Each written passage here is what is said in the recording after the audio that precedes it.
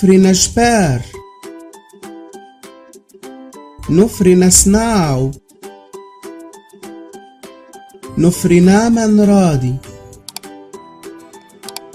أمويني نماي دانرهاتس إني أوش. تعالوا معايا نبدأ الدروس. مراجعة على اللي فات، مراجعة على كتابة الحروف،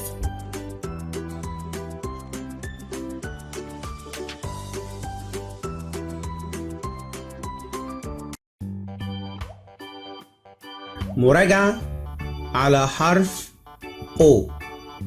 حرف O زي ما قلنا قبل كده ان هو بيشبه او بيطابق او بيشبه بشكل كبير حرف O الانجليزي. بيبقى دايرة، الكبير النشدي دايرة كبيرة، والصغير دايرة صغير. نحاول نرسمه. الكبير بناخد هنا من نقطة نبتدي بها وبنطلع بدايرة، نقطة نعملها دايرة، نلفها بشكل دايرة.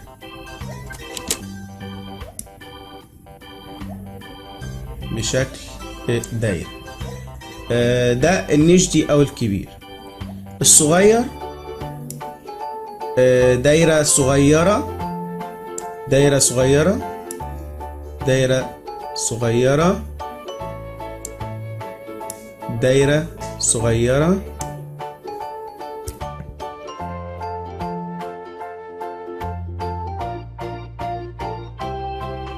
ده حرف ده الكوجي أو الصغير. يبقى حرف O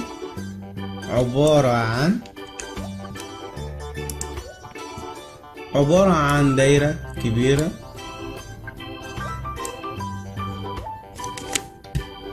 دايرة كبيرة ودايرة صغيرة، وده حرف O.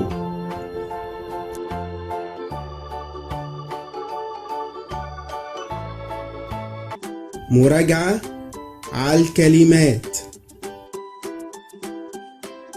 ووم، ووم، سيو، سيو، ماو، ماو،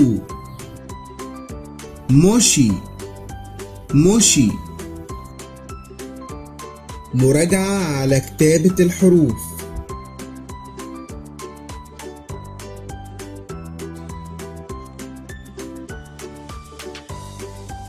مراجعة على حرف B.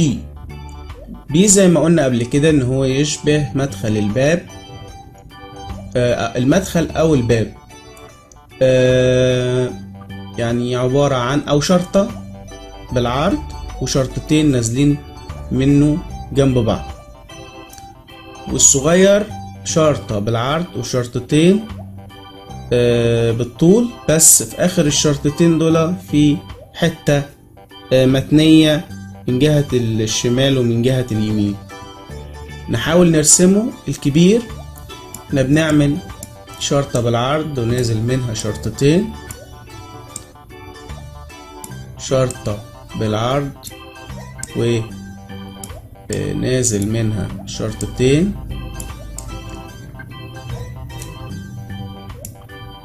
خط بالعرض وخطين بالطول. ده النشدي او الكبير. الكوجي اصغر منه، شرطة بالعرض صغيرة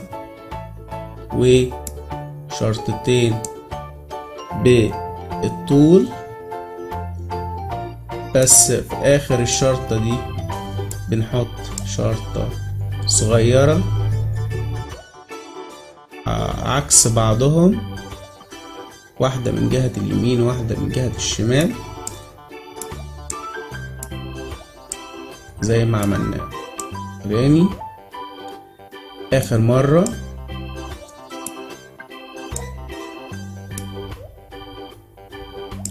وده الكوجي. يبقى حرف بي عبارة عن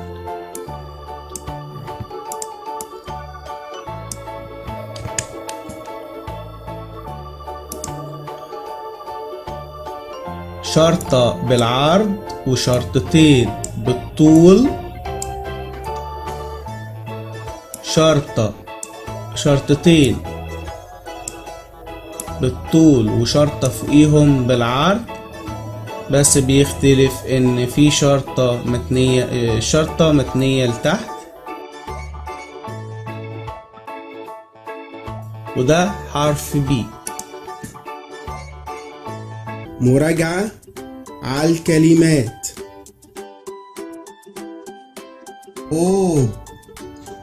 او باي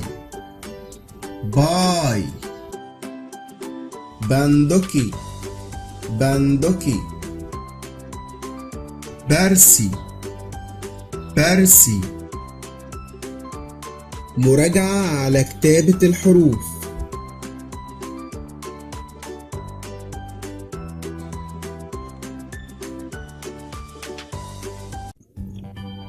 مراجعة على حرف رو.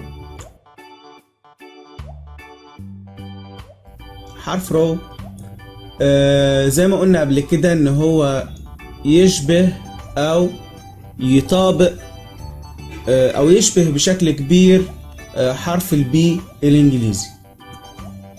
وقلنا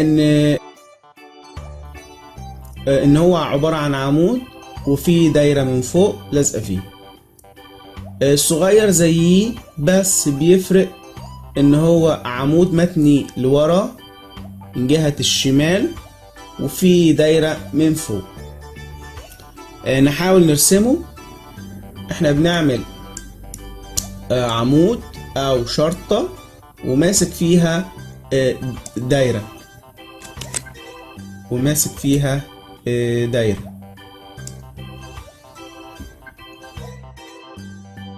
نعمله كمان مرة وماسك فيها دايرة.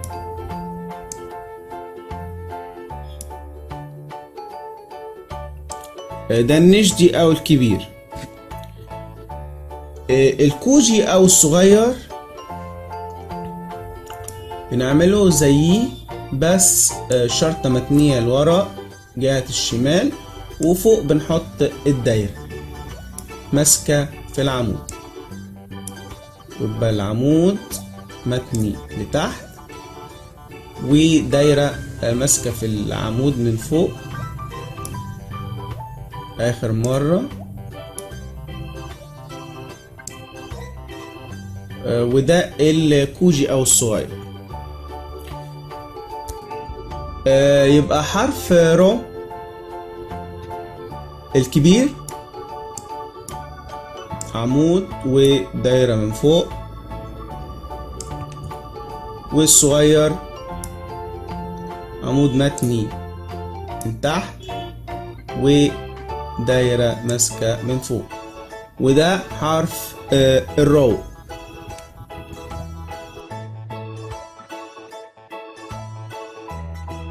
مراجعة على الكلمات. رو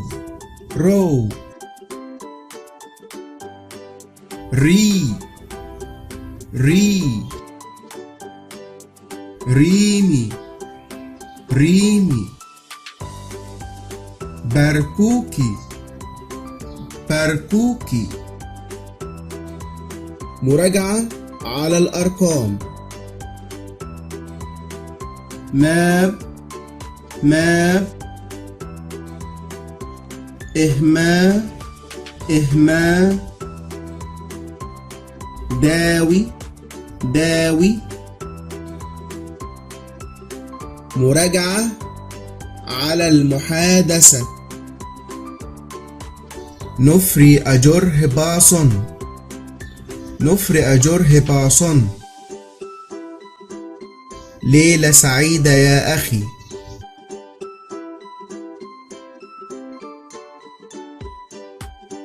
نفري أجره دعصوني.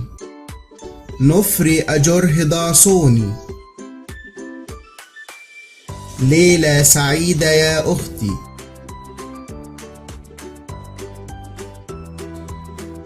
نفري أجره دعشاري. نفري أجره دعشاري.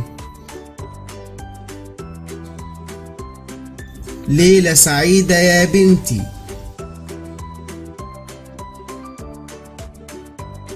نفري أجره باشيري.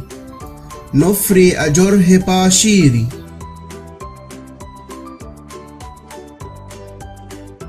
ليلة سعيدة يا ابني.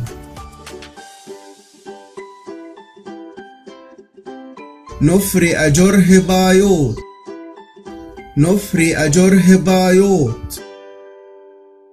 ليلة سعيدة يا أبي. بيقوش شاشف. الدرس السابع.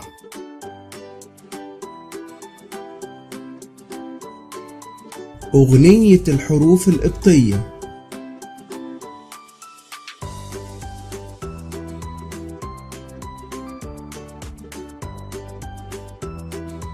ألفا ويدا غمّا دلدا أياسو. ألفا ويدا غمّا دلدا أياسو. زادا هادا تيدا يودا قبلول. زادا هادا تيدا يودا قبلول.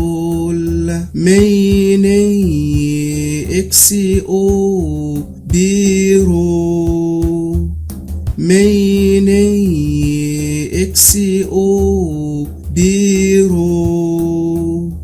سيما ضاوها فيكي ابسي او. سيما ضاوها فيكي ابسي او. شاي فاي خاي هوري جنجا شيمادي. شاي فاي خاي هوري جنجا شيمادي.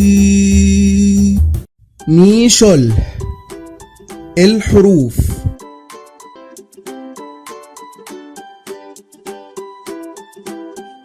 رسم الحرف.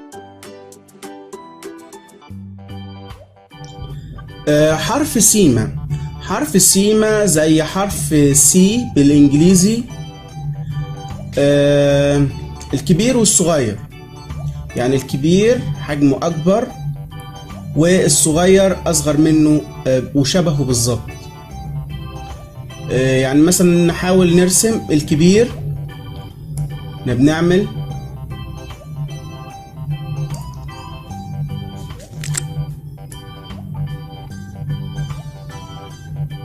دايرة مش كاملة. دايرة مش كاملة.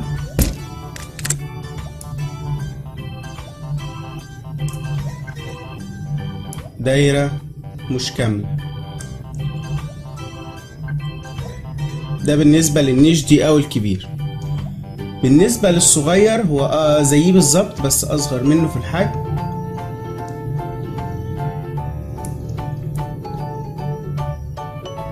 كده زي دايرة مش كاملة. الجزء اللي على ايدنا اليمين مقطوع منها.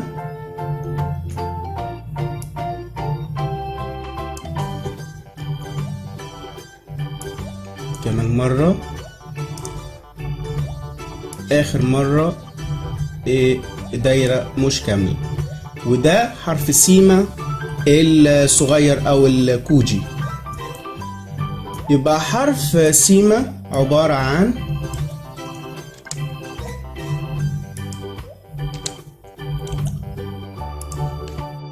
يبقى الحرف الكبير زي نص دايرة أو دايرة مش كاملة. الجزء اللي على ايدنا اليمين مفتوح شوية ومش كاملة.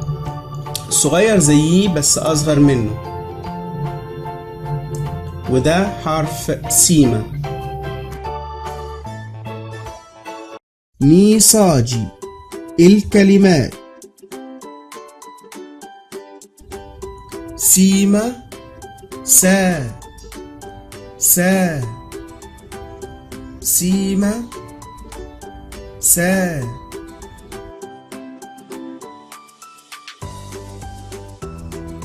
سيما سؤون سيما سؤون.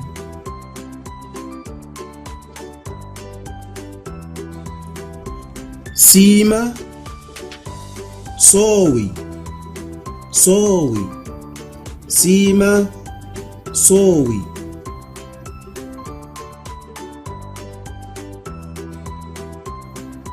سيما سو سيما سو.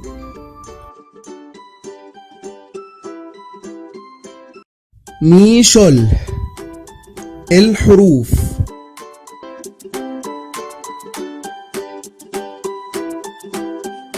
رسم الحرف.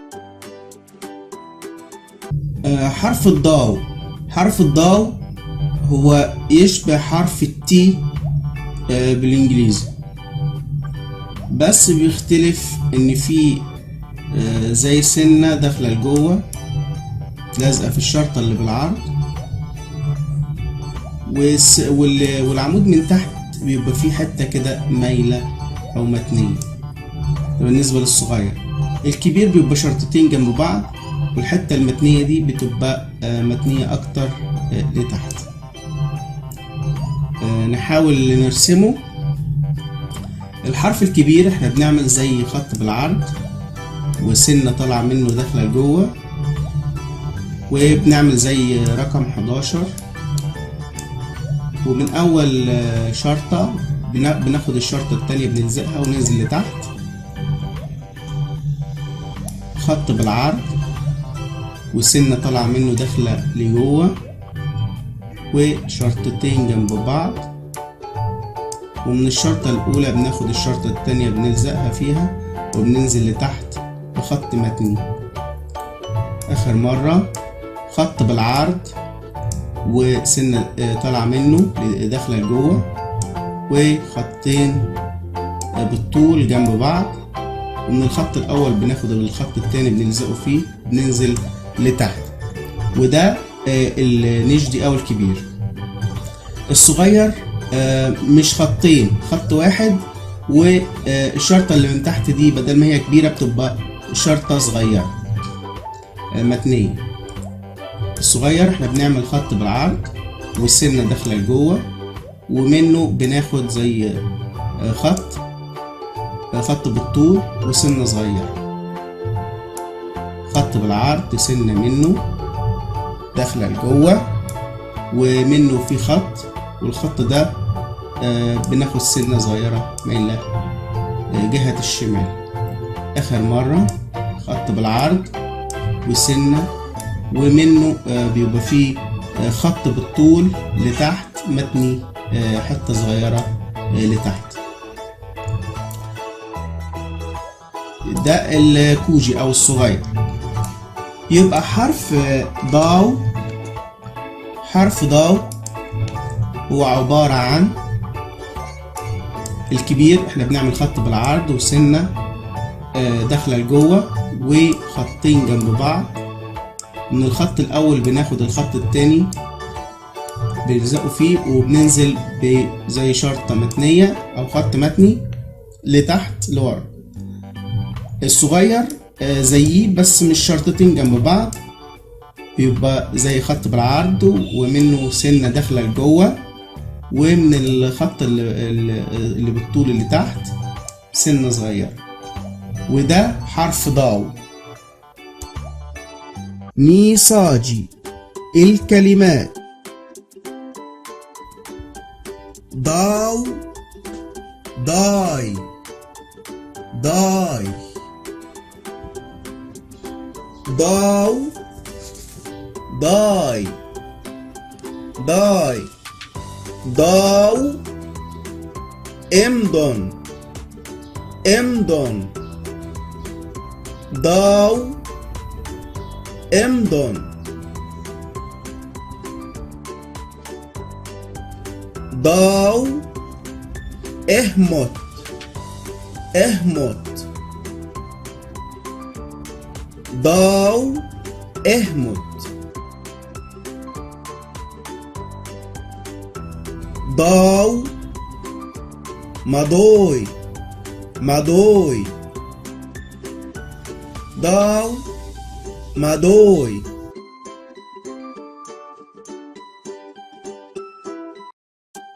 نيشل الحروف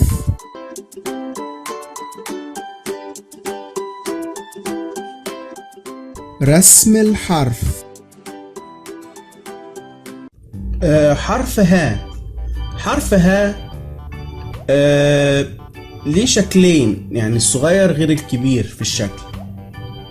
يعني مثلا الكبير مثلا يشبه لنخلة، نخلة وليها فروعها أو غصنين جهتين اليمين والشمال.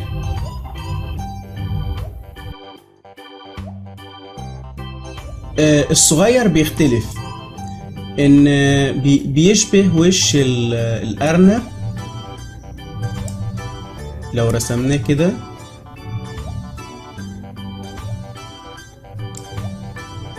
او وش الخروف. نحاول نرسمه. الكبير احنا بناخد زي عمود او شجرة او نخلة وطلع منها الفروع بتاعتها من جهة اليمين وجهة الشمال، تطلع من فوق كده كأننا بنرسم النخلة، ومن الناحية التانية زيها بالظبط كده، ومنها بيخرج الغصنين، الغصن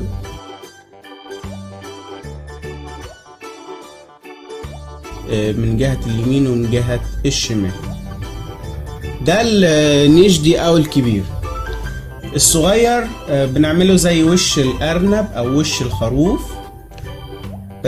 بنبتدي من هنا بنقطة، ناخد زي خط متني، ننزل بوش وش الارنب او وش الخروف، نعمله بشكل احسن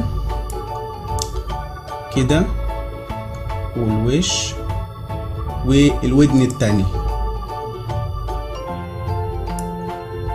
كده، ننزل بالوش وودن تاني.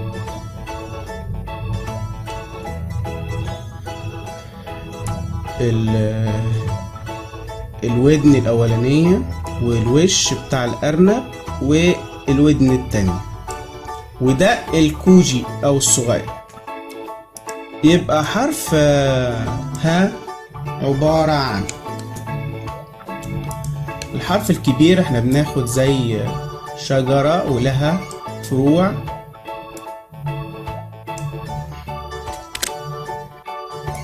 فروع، والصغير زي وش الأرنب، ودنه، ودنين، ووش الأرنب. ده حرف الهاء. نيساجي الكلمات ها نوس نوس نوس ها نوس ها او او ها او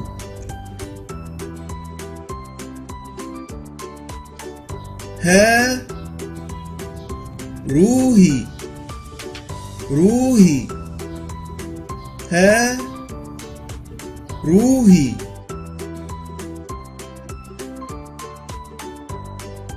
ها كيتوس كيتوس ها كيتوس كيتوس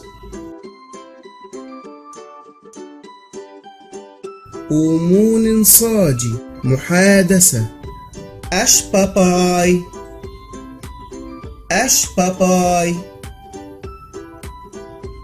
إيه ده أش باباي إيه ده باي بابي دوتس باي بابي دوتس ده كرسي باي بابي دوتس ده كرسي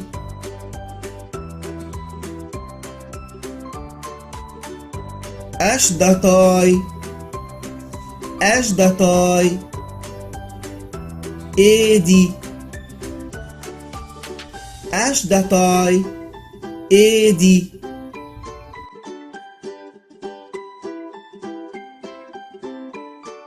تاي دادي فرشي تاي دادي فرشي دي ترابيزة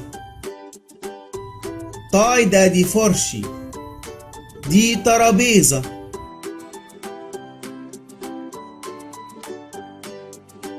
ميوك ميوك برافو أحسنت ميو ميو برافو أحسنتي ميودان ميودان أحسنتم مئابي الأرقام نطق الأعداد 60 70 و80 سا سا سا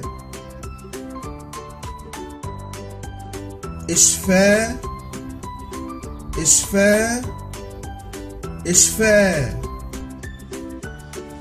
خمنة خمنة خمنة الواجب الواجب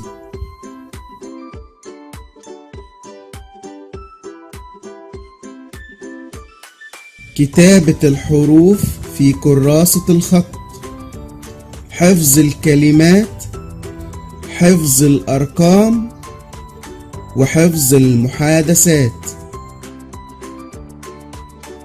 وجاي نشبار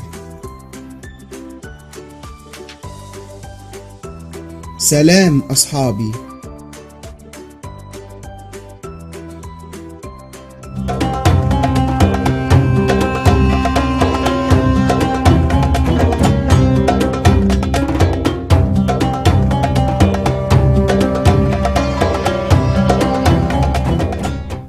Den aspen ramin kami nasnawna man radi nana badanjini خان ببرنامج عندنا الأسبن رامين كامي ده نشسونا من نقرأ ودي أسبن رامين كامي أدا داسبن ماين ده بشلولن رامين كامي. في الحلقة اللي فاتت شفنا ازاي بنستعمل الاسم الموصول أد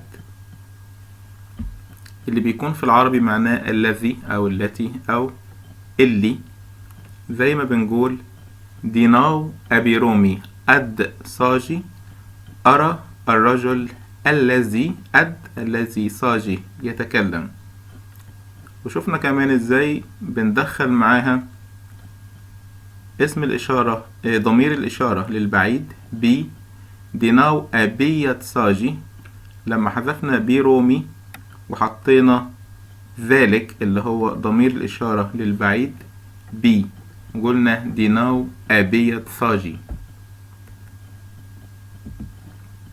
وشوفنا كمان اسم الموصول أداة اللي بيربط الاسم بجملة كاملة بعده، زي جملة ديناو أبي رومي أداة بفشيري صاجي، اللي ابنه بيتكلم، مش اللي بيتكلم. في اللي فاتت كان برومي أتصاجي على طول، لكن هنا اللي ابنه.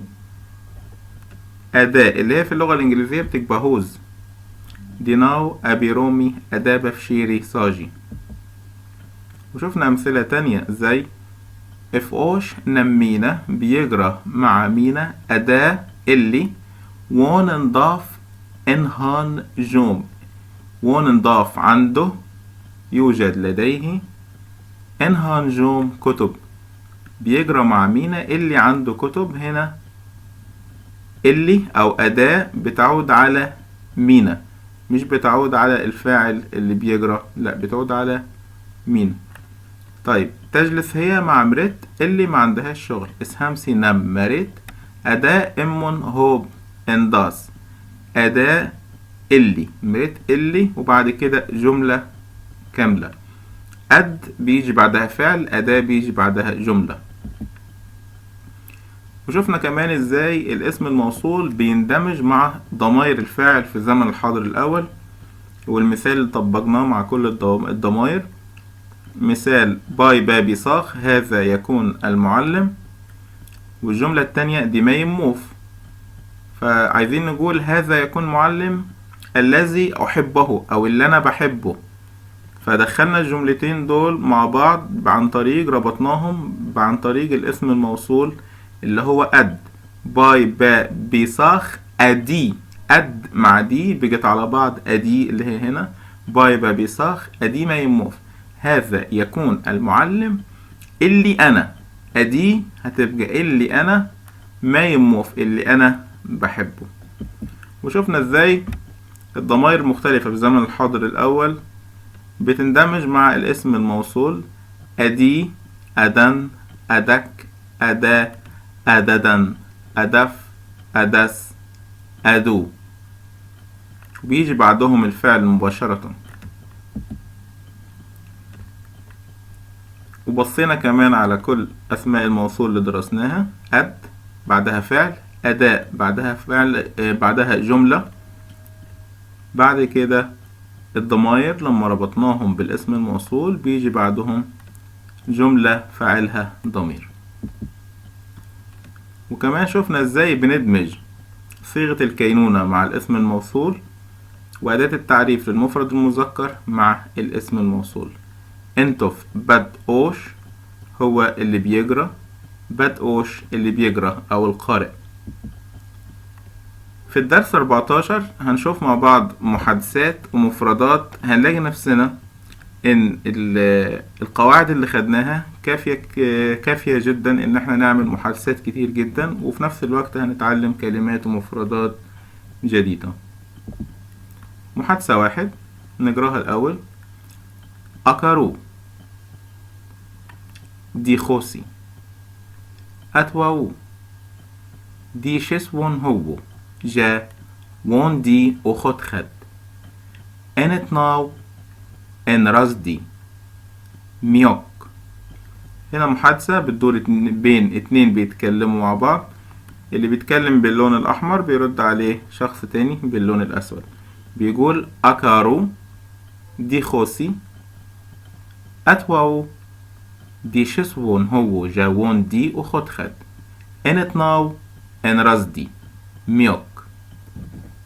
فيهم كلمات معروفة، في كلمات هتكون جديدة. أكارو عارفينها معناها ازيك او عامل ايه. عامل ايه انت؟ الشخص الاول قال أكارو عامل ايه، الشخص التاني قال دي خوسي. دي خوسي يعني انا تعبان. احنا عارفين دي ووج اللي درسناها اللي هي بخير، لكن لو واحد تعبان بيقول دي خوسي، فلازم نبقى عارفين دي خوسي انا تعبان. بعد كده رد عليه قال له أتوأو. أتوأو أداة استفهام. ليه؟ أتوأو بيسأله ليه؟ فرد قال له دي شسو. دي شسو يعني بذاكر، عارفينها الفعل شسو. إن هو يعني كتير أو بزيادة. إن هو دي شسو إن هو. جا يعني لأن. وون دي وخد خد. وون دي وخد خد. خد خد يعني امتحان، وخد خد واحد امتحان أداة النكرة أو. وون دي يعني عندي أو يوجد لدي. خد خد عندي امتحان. دي شسون هو جا وون دي وخد خد. جا هنا معناها لأن. رد عليه انت ناو. امتى؟ انت ناو ناو برضو أداة استفهام معناها امتى، متى. رد ان رصدي، ان رصدي، ان رصدي يعني بكرة، ان رصدي. ميوك، ميوك عارفينها اللي هي برافو عليك، يعني جملة للتشجيع. دي الكلمات مع بعض. دي خوسي، أنا تعبان، دي خوسي. إن هو كتير. جاء لأن. أتوأو ليه، لماذا أداة استفهام. أنت ناو إمتى، أنت ناو إمتى. إن رصدي بكرة. دي خوسي، دي خوسي أنا تعبان. دي هنا اللي هو ضمير الفاعل أنا في الزمن الحاضر الأول احنا عارفين. طيب واحد بيقول دي شوني، دي شوني أنا مريض، دي شوني. خوسي يعني تعبان بمعنى مرهق، شوني مريض، دي شوني مريض. طيب إن هو كتير. طيب عكسها إن أنكوجي قليل، كوجي يعني صغير أو قليل شوية يعني. إن هو إن أنكوجي، إن هو إن أنكوجي. ممكن أقول ديشوني إن أنكوجي أنا مريض قليلا أو عيان شوية. ممكن أقول دي خوسين هو أنا تعبان كتير، ديشونين هو تعبان كتير، دي خوسين أنكوجي تعبان شوية. يبقى احنا عندنا إن هو عكسها إن أنكوجي. نقرأ المحادثة تانية، نقرأ المحادثة تاني. أكرو دي خوسي. أتواو دي شسون هو جا وون دي أخد خد. انت ناو ان رصدي ميوك. محادثة 2 نقراها. نفري أهو، ده الشخص الأول اللي مكتوب باللون أسود، قال نفري أهو. رد نفري أهو مينا، نفري أهو مينا. أرى أرو مريم.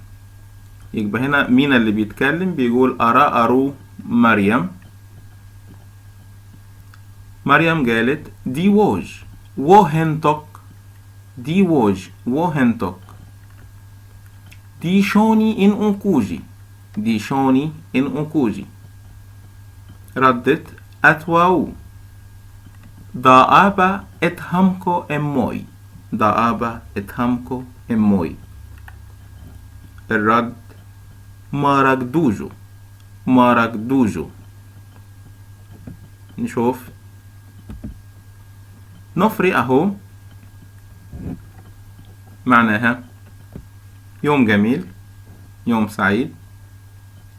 ردت نفري أهو مينا، لأن اللي اتكلم مينا يعني يوم سعيد يا مينا. أرى أرو مريم، عاملة إيه يا مريم؟ مريم قالت دي ووج، دي ووج كويسة بخير. وهنتك، وه يعني وانت، انتك يعني انت، وهنتك وانت. يبقى لما حد يسألك أكرو أرى أرو أجب بكرادي أجب بتنرادي، ممكن تقول له دي ووج. احنا دايما بنقول كويس وانت عامل ايه، وانت وهنتك، وهنتو، وهنتك وانت، وانت ازيك، وانتي وهنتو، وانتم وهنتودن. يبقى وهنتك وانت. فمينا قال ديشوني إن أنكوجي، ديشوني يعني تعبان مريض، ديشوني عيان يعني، ديشوني إن أنكوجي. إن أنكوجي لسه عارفينها من المحادثة اللي فاتت، إن أنكوجي يعني قليلا، ديشوني إن أنكوجي. أتوأو، أتوأو ليه، أتوأو ليه. هنا دي أوش و ديسخاي، دي أوش يعني أقرأ، و ديسخاي أكتب. هنا و دي اللي هي حرف العطف الواو. أتوأو ليه. دابا اتهمكو اموي، دابا.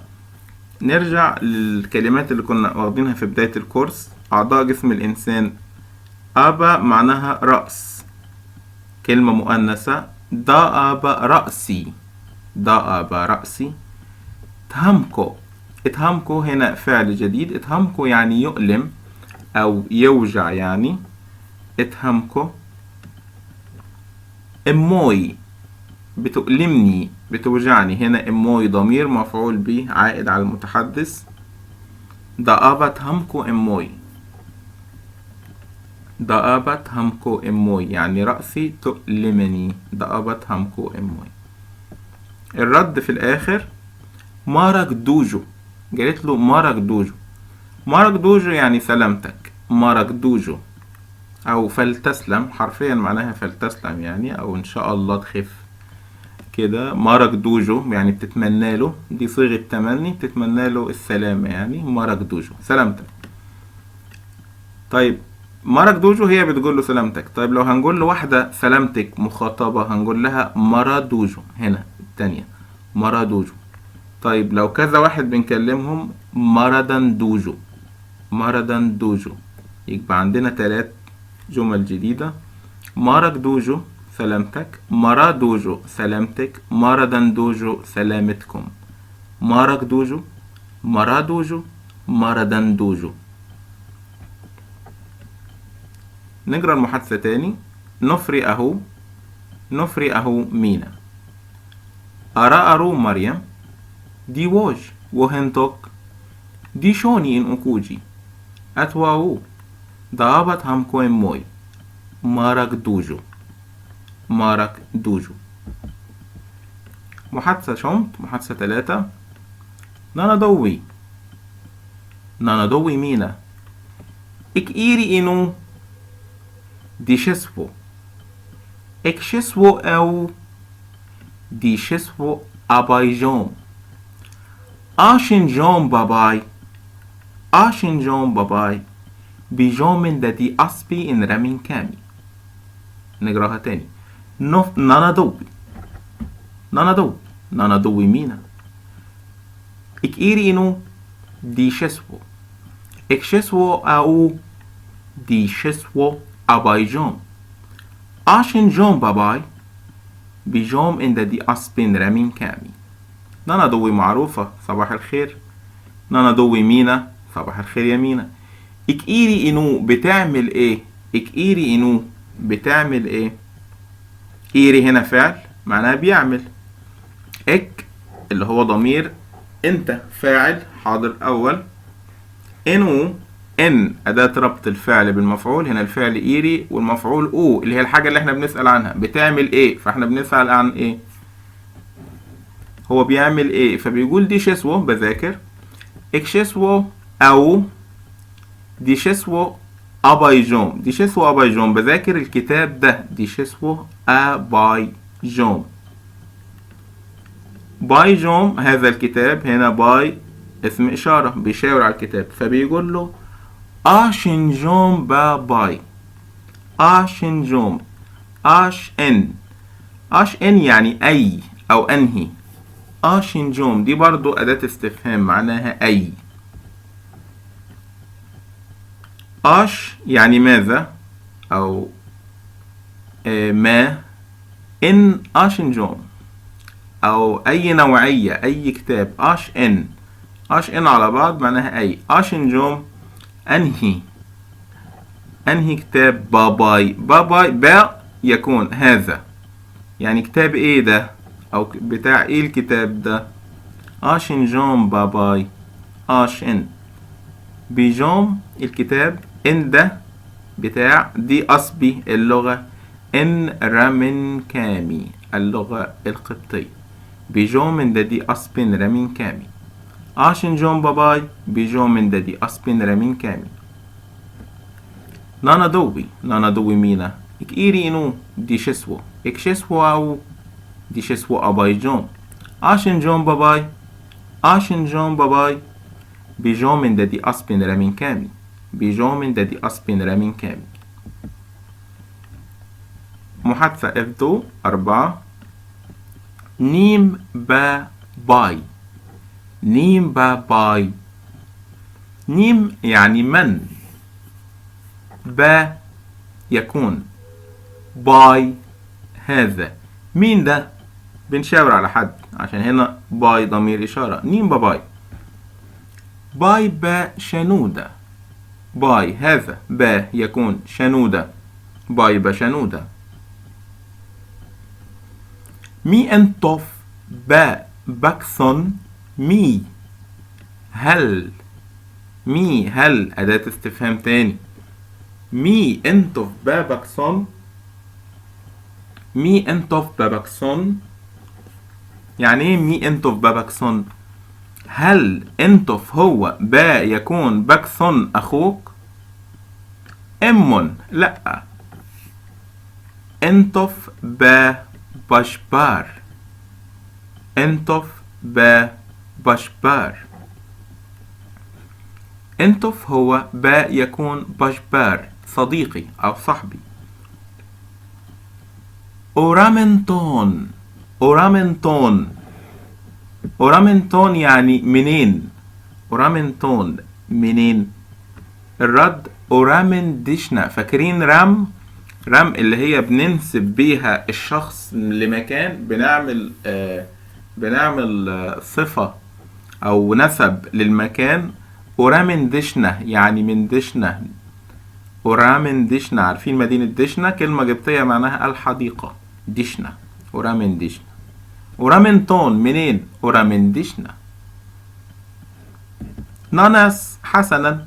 أوكي، ناناس، ناناس يعني حسنا، جيد. نيم باباي، مين ده؟ باي بشنودة، ده شنودة. مي انتو في باباكسون، هل هو أخوك؟ امون انتو في باباشبار، لأ ده صاحبي. أورامنتون منين؟ أورامندشنا، من دشنا. ناناس، نقرأ المحادثة مع بعض. نيم باباي، باي بشنودة. مي انتو في باباكسون؟ امون انتو في باباشبار. أورامنتون، أورامندشنا. ناناس، ناناس، ناناس حسنا، بنستعملها كتير. محادثة 5. محادثة 5. نفري بخوم. يبقى احنا كده المحادثة فيها واحد اسمه بخوم. نفري، أهلا، هاي. نفري بخوم. نفري أهو مينا. نفري أهو مينا. يبقى كده المحادثة بين بخوم ومينا. نفري بخوم، نفري أهو مينا. انفعو با أهم ميسي. انفعو با أهم ميسي. نفري أهم ميسي مينا. نفري أهم ميسي مينا. دي شبه موتن دوتك بخوم. دي شبه موتن دوتك بخوم. اكخن ويرن رمبي. اكخن ويرن رمبي. ما بن رمبي. ما بن رمبي. نفري بخوم. نفري أهم مينا. انفعو با أهم ميسي. انفعو با أهم ميسي. نفري أهم ميسي مينا. دي شبه متندوتك بخوم. دي شبه متندوتك بخوم. اكخنويرن رمبي. اكخنويرن رمبي. ما بن رمبي. ما بن رمبي. طب ايه معنى الكلام ده؟ نشوف. نفري بخوم عارفينها. نفري أهم مينا، يوم سعيد مينا. فمينا بيقول انفعو با أهم ميسي. انفعو يعني النهاردة. انفعو النهاردة. با يكون با أهو ميسي. أهو ميسي يعني أهو لوحدها معناها يوم. ميسي اللي هو الميلاد. أهو ميسي على بعض كده دي معناها عيد ميلاد أو يوم ميلاد. النهاردة عيد ميلادي. با أهم ميسي يعني ايه؟ يوم الميلاد بتاعي. انفعو با أهم ميسي.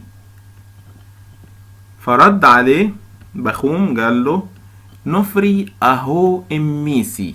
أهو دي جملة لذيذة ممكن نقولها مع بعض على طول في أعياد الميلاد. نفري أهم ميسي. نفري أهم ميسي يعني يوم ميلاد سعيد أو عيد ميلاد سعيد. نفري أهو ميسي مينا. نفري أهو ميسي مينا. رد دي شبه موتن دوتك بخوم. دي شبه موتن دوتك بخوم. عارفين احنا دي شبه موتن دوتك يعني أشكرك. دي شبه موتن دوتك بخوم. أشكرك يا بخوم. وقال له بخون بيقول اكخن ويرن رومبي، اكخن ويرن رومبي اهو ميسي عيد ميلاد، اكخن ويرن رومبي. ويرن رومبي يعني وير يعني كام، رومبي يعني سنة.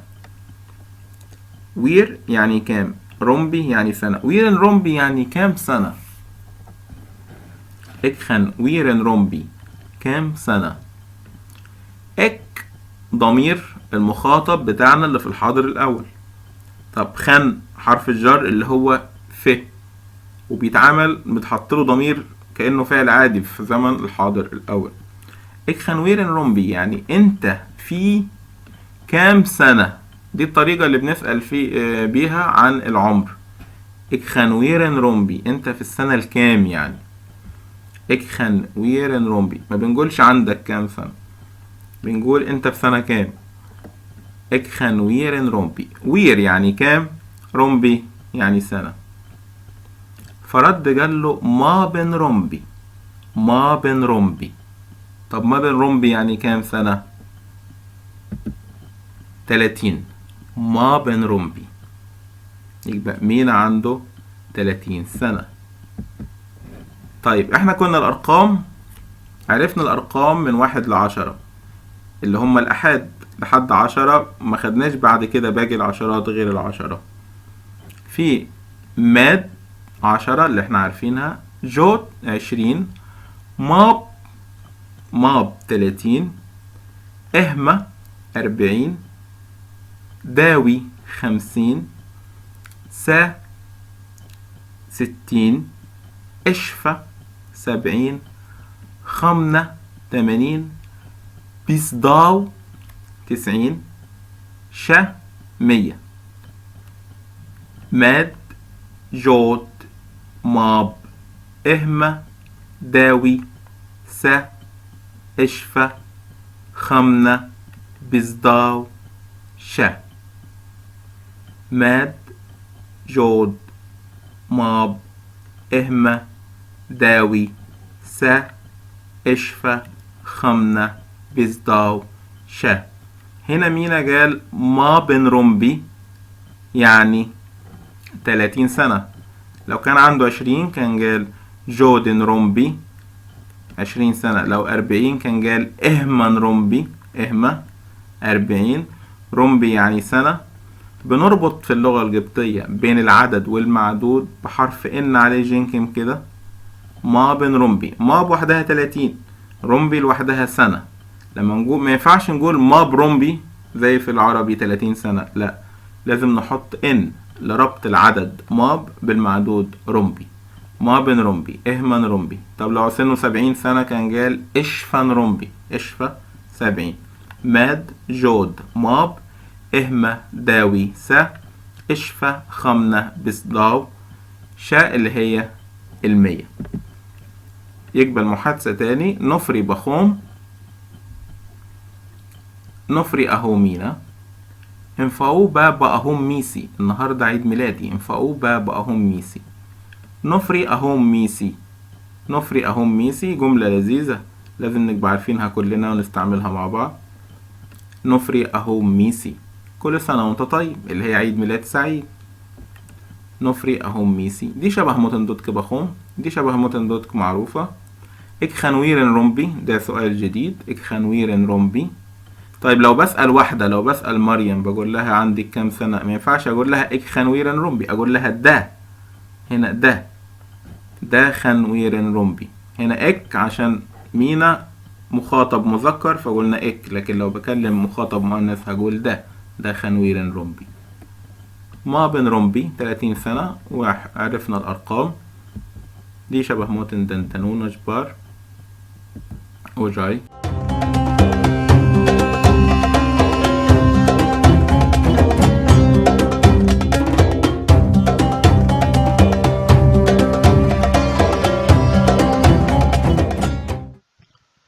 نوفرينا من رادي دارو means hello, dear all. Today we're going to have a new lesson in the Aspi in Raminkami, the Egyptian language, Coptic Egyptian language. It is about the imperative verbs. Okay, here we have simple verbs, and the Coptic is very easy in that sense. If you know any verb and you want to put it into the imperative, just put it as it is. As an example here, if you want to say the verb saji, okay, so simply speaking, to talk, so you'll say saji. Saji خندي أسبين رمن كامي. It means talk or speak in the Egyptian language. Okay, so simple.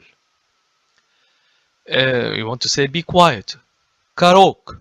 Ka, it means put. Ro is mouth, and the K at the end is U, masculine. Okay, Karok, be quiet. Ka alone is put. If you want to say put this book whatever here, so ka impai jom, and continue the phrase. Sodem, it means to hear. So sodemeroi, hear me. Okay. Chi. Chi means to take. Chimpigom, take the book. Hemsi, to sit. Hemsi jempidots, sit on the chair. Okay, so as I said again, the imperative verbs in Coptic are very easy. Simply speaking, just take the verb as it is, if you know any verb, and to put as it is, it will be the imperative. Okay, so saji, speak. Karok, be quiet. Ka, to put. Sodem, to hear. Chi, to take. Hamsi, to sit. Good. I will say just them quickly to get familiar with the fast way of talking. Saji, speak. Karok, be quiet. Ka, put. Sodem, hear. Chi, take. Hamsi, sit. Good. Fine. Another list of some imperative verbs. Osh means to read. If I want to tell you, read the book, I will say Osh empijom, read the book. Eschai means to write. If I want to say Eschai empi Osh, it means write the lesson. By the way, Osh, it could be used either as to read or a lesson. Okay, so Eschai means to write.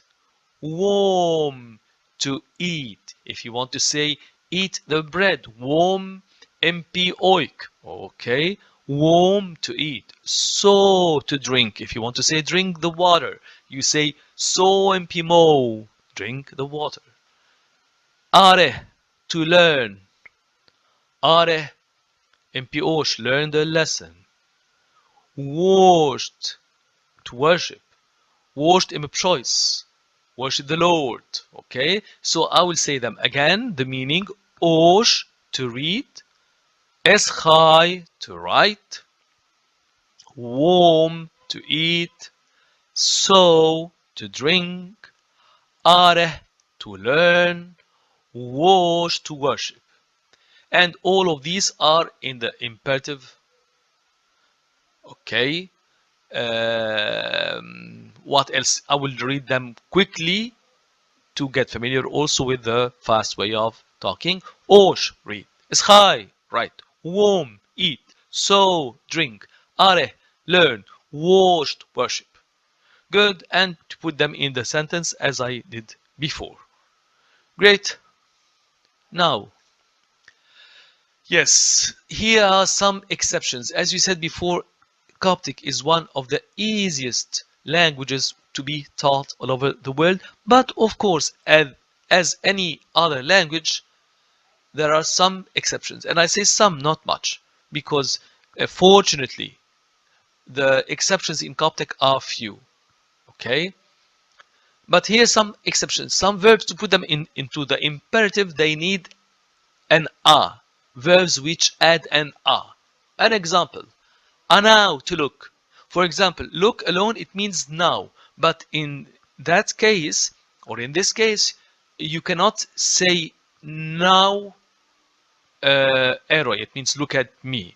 You have to put an now Eroi, look at me. Okay, this is an exception. The same thing applies to Jos. Jos, it means to say. If you want to tell me, to say, tell me. Actually, it's to say and to tell. It is used for both, not like English. So tell me, a just nay, not just nay, a. The same thing here. Won alone, it means to open. For example, open the book. You cannot say won empijom. This is an exception. You have to say a won empijom. Open the book. So again, the meaning of the verbs into the imperative. Anau, to look. Ajos, say. Awon, open. It's easy. Not that much. But most of the verbs, you don't need to put this just put them as they are. Let's go to some exceptions also. Yes, here, verbs which add a ma. Okay? For example, if you want to say go, this is a bit long, I know. So you say mashenak. Okay? This K at the end represents the U feminine. And it is conjugated also. Okay? But this is just an example here. So, for example, if you want to say go for a girl, mashene. Okay? Let's go mashenan. You mashenodin, and so on. Okay? It is conjugated at the end. The last letter is conjugated. So mashenak, go, masculine. Mafi, kiss. This is not conjugated, of course. Okay? Mafi alone, it means to kiss. Kiss. Mafi, kiss. Madihu, to ask or pray for. Dihu alone, without the ma, is to ask. But if you want to put it into the imperative, you have to say ma. Madihu. Here, makadinai, make me understand, or let me understand me, make me. It's like that. So make me understand, maybe the best translation. Here, kadi alone, it means to understand. Nai, me. Makadi, nai, make me understand or understand me. Dayo, madayo, to respect or to give honor.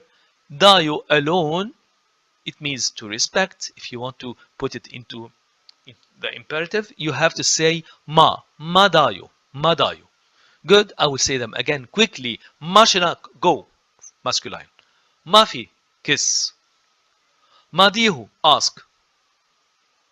Makadinai, make me understand. Madayo, respect. Good. Fine. So I think it's easy till now. These are some exceptions of the imperative mood, as we said before, but most of the verb, they don't need this ma or a. Okay. Some here irregular forms which they do not need either or ma or na, they are like that to put them in the imperative. Okay? So bring me, fetch me, or bring. So awis, this is bring. Awis. Okay? Awis MP, it means bring the anything. MP cash. Awis MP cash. Bring me the cash, which is pencil or pen.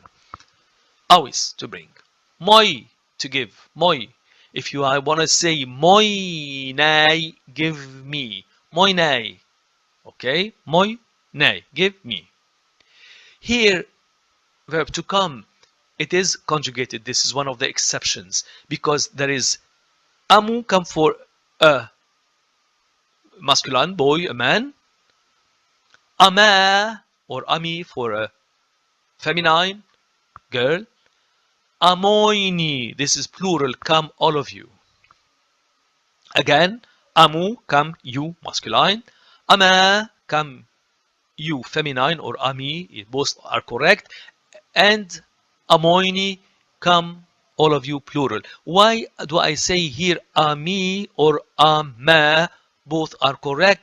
because, as I said before also, in the Coptic there were many dialects as any other language in the world. So in the northern Egypt, this was pronounced mainly as E. In Upper Egypt, this was pronounced and A. And by the way, this thing is still present till now in some verbs. I will say only one word. I know that most of you don't talk in Arabic, but just those who understand know some words fine, and those who do not, they will be able to understand what I'm going to say. For example, to come, the same word in colloquial Egyptian, Arabic now. In northern Egypt, we say tigi, tigi, come. In Upper Egypt, we say taji, taji, not tigi. You see, it's the same thing, and it is this. All these differences are still present till now. Okay, amoini come plural. So I will say them quickly. Awis to bring, moi give, moinai give me, amu come masculine, ama come feminine, amoini come plural. Good. Here we come to the importance of the Coptic language. Yes. For example, I'll just give you an example. How important is the Coptic to know how to pronounce? So, for example, this word father, it means father in hieroglyphic. Look, it is written in two different ways. This is an I, this one, and this is T and F. How do they pronounce it in hieroglyph? They, because the vowels were not written, they were pronounced as itf. The same word here, without the vowel, sometimes they write it T and F without the E. So they pronounce it as tif. And as you remember, as I said before, the Egyptologists and those who the professors in hieroglyphic, they suggested a long time ago, and all the narrations, they follow the same thing. They suggested that they join this consonant with the A. So T and F is gonna be tif, and tif here, and this is the symbol of a man, father. Here in this example, you see how many different ways in hieroglyphic. And I and T also in hieroglyphic, those who do not know Coptic, they pronounce it as it, but it is neither nor. It is just yot. The Coptic tells me that because I know Coptic, so I know that the word father means yot, so I know that there is a vowel O here between the I and the T, yot, and here also yot. The F is symbolic, okay? And here there is also an I before the T, an I and O, yot. Okay, so I re-insist again on the importance of the Coptic language. It is the only script which did not ignore or omit the vowels. The vowels were regularly written all over, and that's why we are able to know the right pronunciation to a very big percentage, if you like, the pronunciation of the ancient Egyptian. So yod, this means father, and that's the importance of the Coptic script. Good. Yes, here again, Coptic manuscripts and how beautiful they are, and the flowers and the drawing and everything, as we said before, because I would love to introduce you to the Coptic manuscript and to see how beautiful they are, and the calligraphy and everything. Good. Also, I would like to make you understand and how to read the ancient manuscripts and to get more familiar with the way of writing. So here, this one, which I enlightened with a rectangle here, okay, and I enlarged the photo here. For example, you see the first letter, he's decorated with this drawing and the two dots. This is an A, okay, but just simply decorated. They like to, you know, the letter A in Coptic, okay, but they decorated in this way. The first, in capital, I mean the first letter. So et va or et wa for phi. This is f and this is a, decorated also an I. Et va phi, et wa phi, both are correct. means for that, behold, and from here Anok. And as you see, you have to know something which makes reading manuscript a bit difficult, that in the ancient times, when the Egyptians were talking in Coptic and this were their only language, they were writing the words without spaces, which seems a bit strange. Today, nowadays, everyone in the whole world, if you want to write words, you have to separate them with a space bar, yeah? But in the ancient time, they used to, for example, hippe, this is the the rest of this word, hippe, and anok, it means I or me. You see, there is no space here. Hippe, anok, dina, warp, I will send. Dina, we saw it before. It denotes the future tense, if you remember. So this is dina, warp. And this is O, and the epsilon, they put it on top of the O. That's their way of writing at that time. Dina, warp, I will send. Sharoden, to you. And without a space also between it and the next word.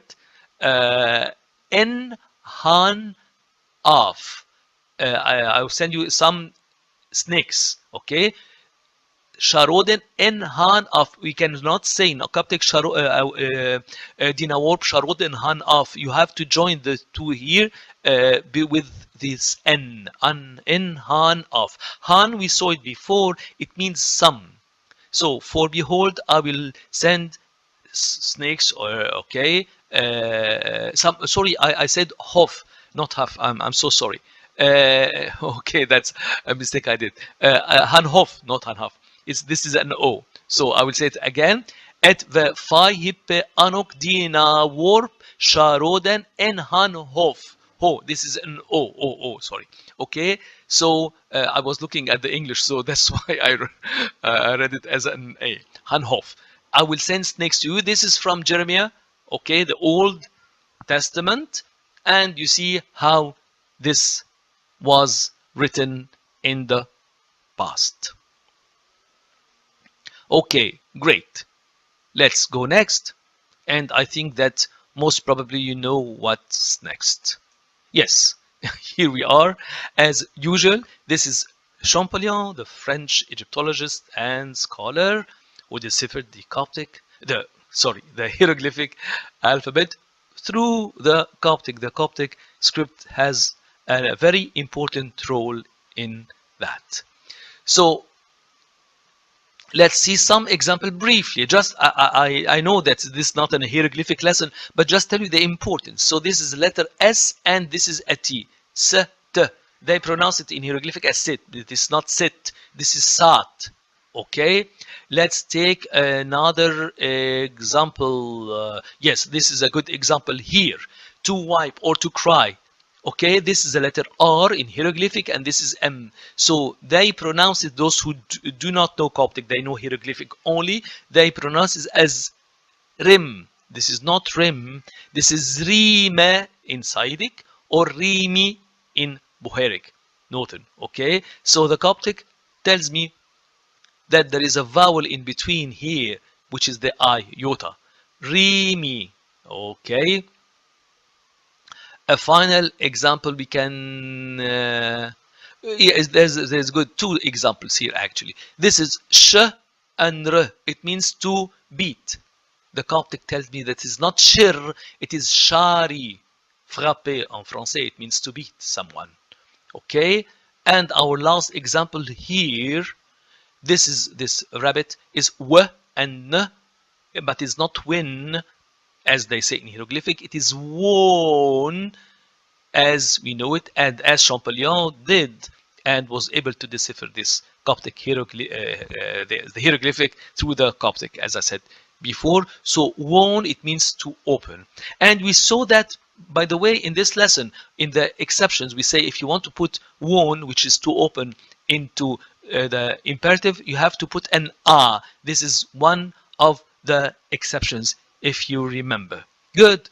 So as I did in the previous lessons, I think it is better to summarize all what we learned so far, but by going quickly through the lessons that we learned. So let's go very quickly here.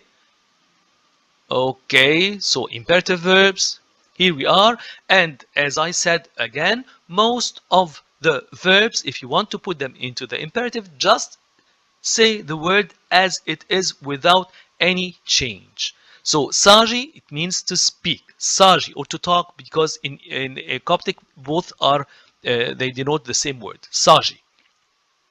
Karok, be quiet. Ka alone, it means to put. And karok, as I said, ro, it is mouth. Rok, this is your mouth, masculine. So karok, be quiet. Ka, put. Sodem, hear. Chi, take. Hemsi, sit. All of the verbs are into the imperative way, and you continue the sentence as you want to. Fine. For example, Sajin Dimitra min Kami, speak Coptic. Okay, great. So let's see next. Here also another list. The verbs, they do not change in the imperative. Just you say osh, it means to read. Osh in pijom, read the book. Eschai, write. Eschai in osh, write the lesson. Or eschai, anything. Okay. Warm, to eat. Warm, np alom. Okay. Eat the cheese. Fine. Warm. So, to drink. So means to drink. Okay. So mpimo, drink the water. Are, to learn. Okay. Are mpiosh, learn the lesson. Wash, to worship. Wash, choice. Worship the Lord. Good. Fine. And now we go to the exceptions. Some verbs, they need an a, like anaw, it means to look. Now alone means look. To put it in the imperative, now, anaw. Okay? And now if I look at that, if you want to say. Ajos. Ajos, it means to say, if you didn't understand what I'm saying right now, so you want to tell me, say again. Okay? Ajos in kesop. This is say. Okay.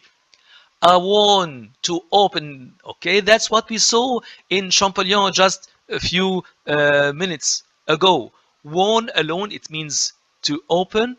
I want, this is imperative, but the hieroglyphic they just wrote the W and W N without the vowels, without all these vowels that we know from the Coptic.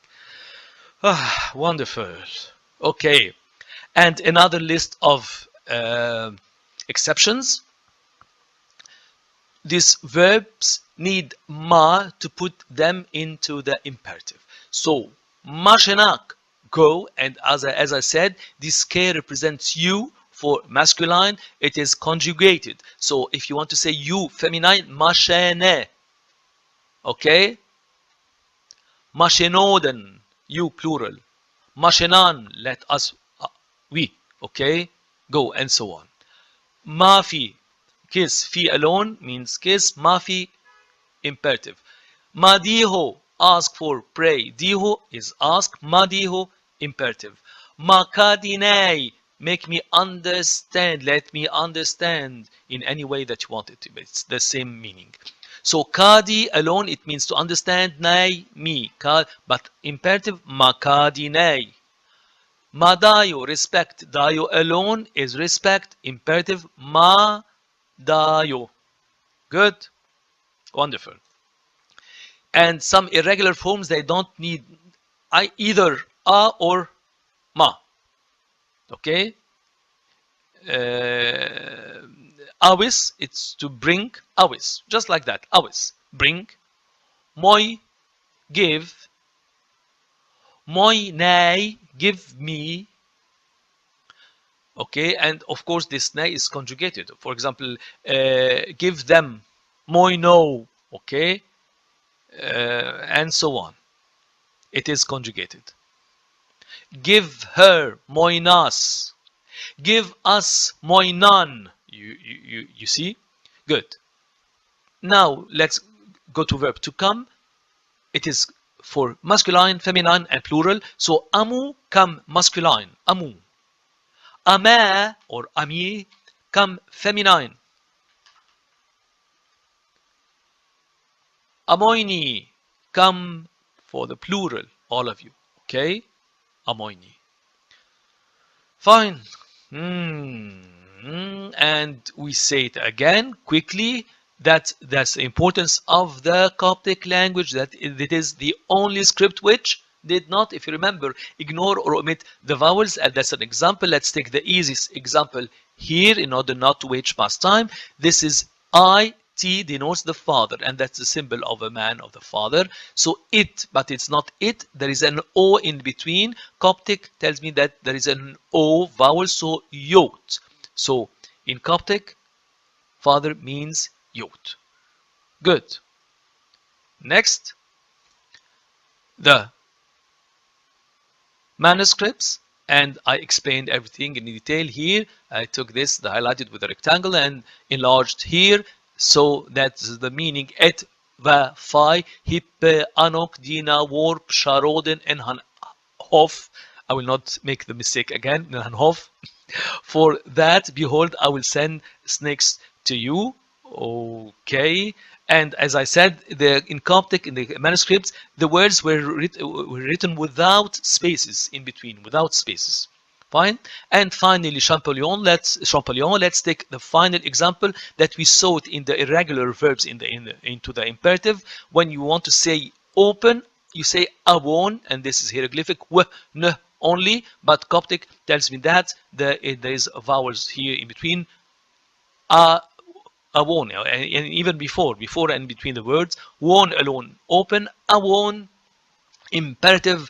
And thank you so much. Hope you enjoyed this lesson, and see you soon in the next lesson. Ujai Chenib Choice means be safe in the Lord. Ujai.